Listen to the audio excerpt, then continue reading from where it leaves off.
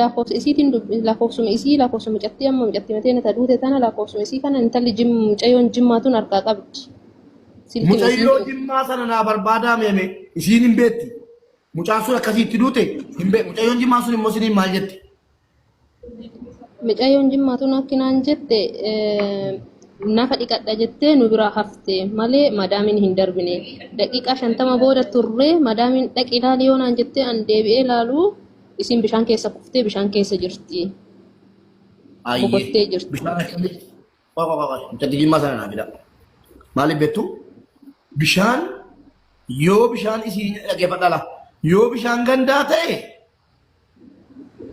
adda. Nasriyaan firasiiti la. Firasiitii nasriyaan. Ijoollee isaanii nasriyyaa mucaan duuti. Isin arsiidha mube. Ishii. Galuu fi ji'a lama bichaa qabdi beeka galuu hedanaa xamanuun jette malee aduu arbaa ganama na dubbistee galuu hedaa naan jettee na haasoftee. Bakkee amma isin itti bakkeen amma isin jirtu kun mana obboleettii namittiiti.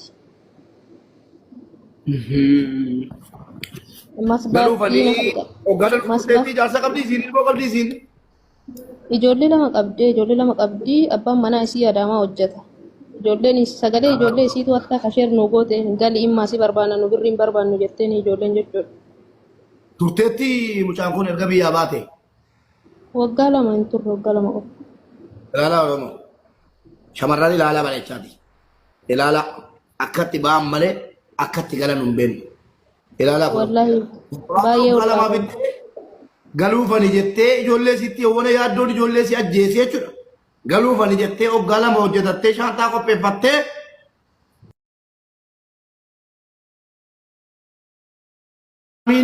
madaamii tajjeese. Allaqe. Akkamitti namni aduu harbaa sagalee isiin na ergite aduu harbaa majjeesa. Utuma majjeesuu barbaadde jettee abbaa manaa biratti majjeetti malee bishaan keessa obbuufti madaamii darbattee dhaa mana. Macarashaa dubbii kanaa ammoo walumaan laalla. Shamarran rabbi sina eegu eeggata. Tanuu kun turaata fixxeetuu ji'a lama erga dhattee ji'a sadii ji'a saddeettuu jedhame garaa nama nyaatu. Tini galee oggaa lama guutuu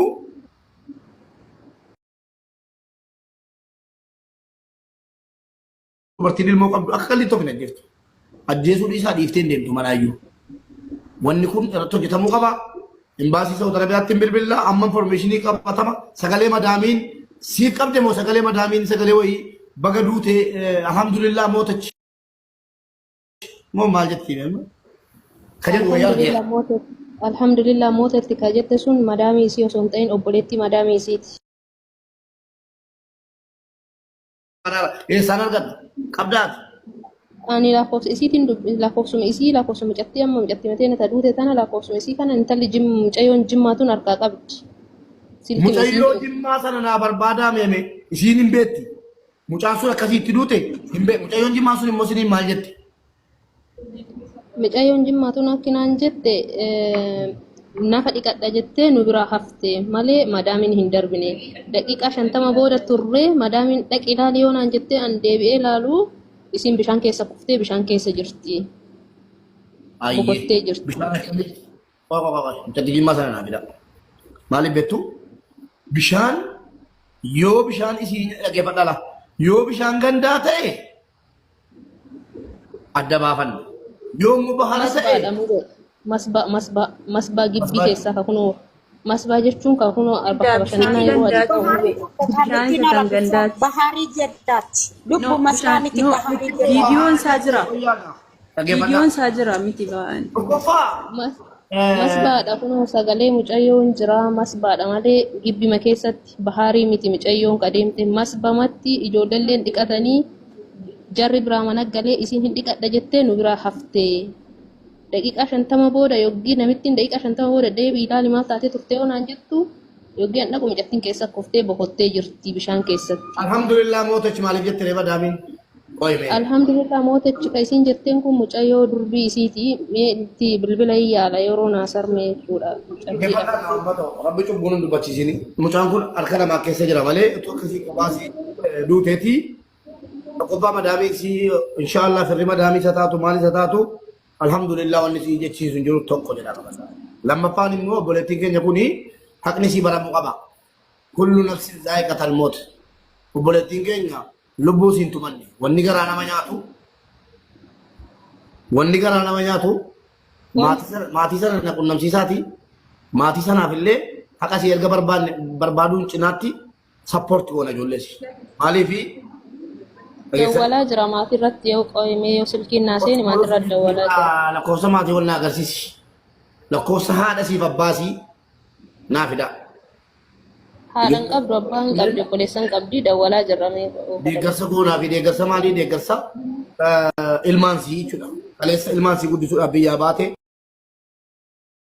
kuftee haftee biyya namaa keessatti haqa sii barbaaduun cinaatti ho'a kanaan ijoolleen si deeggaramuu qabu. Rakkinatu biyyaa baasa. Yookiin mana qabalu ta'a. Yookiin mana kiraa keessatti taa'u ta'a. Mana dhaqee jijjiira. Jireenyaan jijjiira. Mana bita jettee baate ta'a. Waan isiin gochuudhaa baate sana inshaallah yoo rabbi jedhe guyyaa tokko sagantaa qabannee deeggarra bukkeetti immoo dina barbaanne bukkeetti jechuun irraa barbaanne naannoo biraatti. Akkuma keessatti ilaalaa shamarran biyyaa lama. Dubartiin waa malee biyyaan baatu siniin jedhe miti ammatu abbaa manaatti dawwale maaliif biyyaa baate ijoollee gatteetuun jedhe yookiin mana hin qabnu mana kiraa keessa gallaa mana ijaaruuf baate jedha yookiin immoo waan ittiin jiraannu dhabnee jennaan. Beeyyaan sirriidha muube ilalaali isin dura awwala Suudii daladdee turte waliin dalagaa turre Suudii yeroo daladdu jechuudha Dubaayin as na wajjin waliin dalagaa turre Dubaayin jechuudha. Dubaayii galtee heerumtee jettee ijoollee lama eegadeette mana kiraa galtee Adaamaa.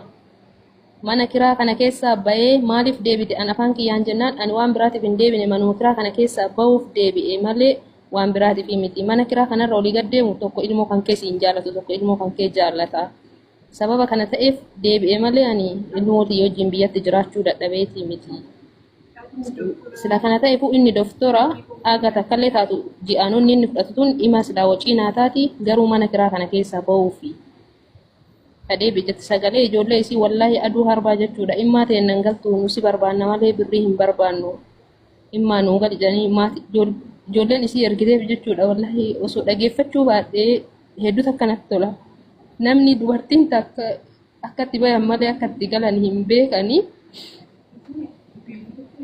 garuu isiin ofiin duutee madaamii isii sunuyyuu bishaanitti galtee rabbiin wallahi akka isii haa baasu waan isii haa birmatu daa'imman isii akkasitti osoo isii dheebottu haati xiyyaarra naa galti bor naa galtettee osoo isiin dheebottu daa'imman isii karaa hafte sun waan dhummaan daa'imman sanii isaaniif haa birmatu